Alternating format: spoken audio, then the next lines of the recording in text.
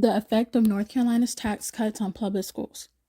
North Carolina is cutting taxes again. On paper, that might sound like good news, more money in your pocket, but here's what that really means. Nearly 57% of North Carolina's general funds come from individual and corporate income taxes.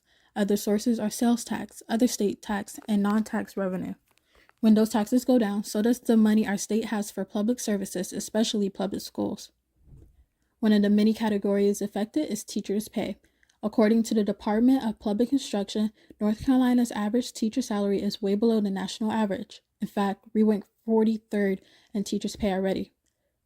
The gap isn't happening in isolation. It's tied to the state's shrinking tax revenue. Over the past few years, North Carolina's tax rates have been steadily decreasing. The corporate income tax is already just 2.25%, the lowest in the country, and the state plans to cut it to zero by 2030. Individual income taxes are also set to drop from 4.25% to 2.49% by 2029. That may sound small, but it adds up fast. Experts predict a budget shortfall of $823 million by 2026, growing to nearly $2.9 billion by 2029. Public schools across North Carolina are already feeling the effects. In Wake County alone, schools had to cut 286 positions and nearly $20 million from their budget this year. And as the state collects less money from taxes, counties will be forced to make even more cuts.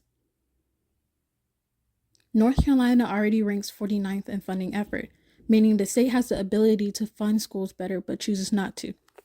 When schools lose funding, it's the students who pay the price. Fewer teachers, fewer counselors, outdated textbooks, and buildings that can't be repaired. You can read our fact sheet on North Carolina's tax cuts affecting public schools by visiting publicschoolsfirstnc.org under the resource tab and then click fact sheets.